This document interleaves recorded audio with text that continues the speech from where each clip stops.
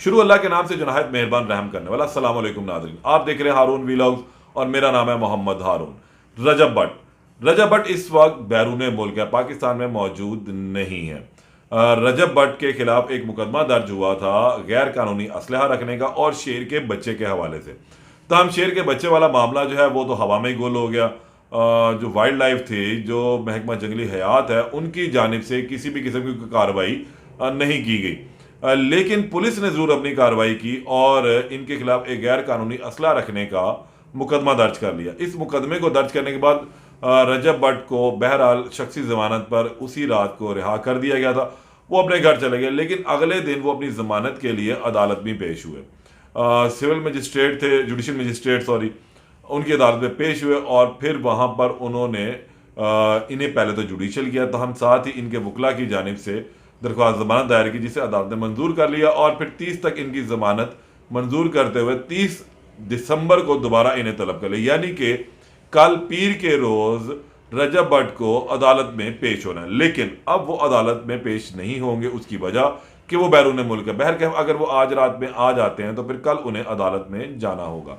और बसूरत दीगर अब क्या हो सकता है, कानूनी बात करेंगे कि अगर रजब भट्ट अदालत में पेश नहीं होते तो फिर उनके खिलाफ क्या कार्रवाई हो सकती है। क्या उनकी जमानत खारिज हो सकती है, क्या वो गिरफ्तार हो सकते हैं पाकिस्तान पहुंचते ही, या और कोई दीगर मामला भी हो सकते हैं। तो सूरत हाल कुछ इस तरह से है कि जब अदालत किसी की जमानत लेती है तो फिर उसको बाउंड होता है वो शख्स कि जब अदालत उसको तलब करे तो वो अदालत में हाजिर हो। इससे कबल हमने देखा कि अदालत में मुख्तलिफ केसेस आते हैं, दरख्वास्त जमानत दायर की जाती है, जमानत हो जाती है, उसके बाद हर पेशी के ऊपर जो है मुलजम पेश होता रहता है। तहम अगर वो कभी किसी पेशी के ऊपर पेश नहीं होता तो वो उसका एक जायज़ माकूल उज़र देता है कि जनाब बावजह इस मैं आज अदालत में पेशी के लिए हाजिर नहीं हो सकता, लिहाजा मुझे एक रोज़ा हाजिरी माफ़ी की इजाज़त दी जाए। और ये वकला की जान से इजाज़त की दरख्वास्त बाकायदा तौर पर दायर की जाती है। और ज़रूरी अमूमी तौर पर हमने ये देखा है कि अदालत बीमारी की सूरत में या बहुत ही किसी अहम मामले की वजह से जो है ऐसी जमानतें मंजूर करती है, लेकिन बीमारी के मामले में भी अदालत मेडिकल सर्टिफिकेट जो सरकारी अस्पताल का होता है उसे मंजूर करती है। बाकी प्राइवेट अस्पताल से दिया गया हुआ कोई भी सर्टिफिकेट अदालत मंजूर नहीं करती और इस सूरत में जमानत खारिज कर दी जाती है। हाल ही में हमने देखा कि अमीर बालाज और कैसर भट्ट की भी जो है जमानतें इसी वजह से खारिज हुई कि वो पेश नहीं हुए और ये खैर उनकी इंटरम्स चल रही थी। अब यहाँ पर भी सूरत है कि बाद अज़ गिरफ्तारी जमानत है ये, तो अब इनकी जमानत के हवाले से देखना यह है कि कल ये अदालत में अपना क्या मौक़िफ़ इख्तियार करते हैं। क्या आया रजब भट्ट के वकला कोई दरख्वास्त दायर करेंगे और उस दरख्वास्त दायर करते हैं तो उस दरख्वास्त के अंदर क्या उज़र वो पेश करेंगे कि रजब भट्ट आज अदालत में पेश क्यों नहीं हुए। अब अदालत की सवाबदीद है कि वो उनकी दरख्वास्त मंजूर करे या ना करे। अगर नहीं मंजूर करती तो फिर रजब भट्ट की जमानत खारिज हो जाएगी, पाकिस्तान पहुंचते वो गिरफ्तार भी हो सकते हैं एक मरतबा दोबारा। और अगर अदालत मंजूर कर लेती है तो फिर अगली पेशी पर इन्हें हर हाल में अदालत के रूबरू हाजिर होना होगा।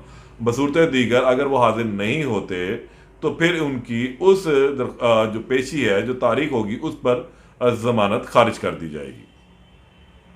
रजब भट्ट का जो खोला कट्टा है अब वो बहुत ज़्यादा फैलता जा रहा है। ये एक रहता सा था और ये रहता इतना फैला है कि इसकी जद में तमाम के तमाम यूट्यूबर जो हैं वो आने शुरू हो गए। और ऐसे यूट्यूबर जो फैमिली व्लॉगिंग कर रहे हैं, टिकटॉक लाइव इस्तेमाल कर रहे हैं या दीगर प्लेटफॉर्म को इस्तेमाल कर रहे हैं जहाँ पर फहश गुफ्तगू की जाती है, बेहूदगी फैलाई जाती है, वो ख़वातीन भी उसके अंदर शामिल हैं, मर्द हजरात भी शामिल हैं। तो अब इनके खिलाफ जो थोड़ा सा जो सिविल सोसाइटी है हमारी, हम उसे कह सकते हैं, वो मैदान में आना शुरू हुई है। जैसे अब रजब ने थोड़ा सा जो एक मामला किया था उस पर उनके खिलाफ पहले तो थाना मुज़फ़्फ़र में दरख्वास्त दी गई, फिर एक दरख्वास्त उनके खिलाफ सेशन कोर्ट में दी गई।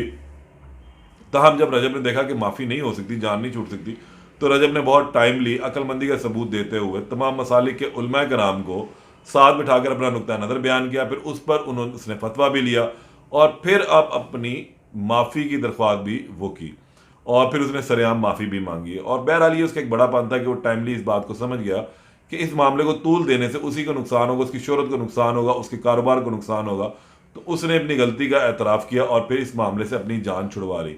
लेकिन जो दीगर यूट्यूबर्स हैं जो रजब भट्ट से हट के व्लॉगिंग करते हैं, क्योंकि रजब की व्लॉगिंग काबिल एतराज़ नहीं होती, लेकिन बाकी जो लोग हैं उनकी व्लॉगिंग बहुत ज़्यादा काबिल एतराज़ होती है, बहुत सारी गुफ्तगू उनकी नाज़िब अल्फाज का इस्तेमाल होता है, तो इस वजह से वो थोड़ी सी मुतनाज़ा रहती है।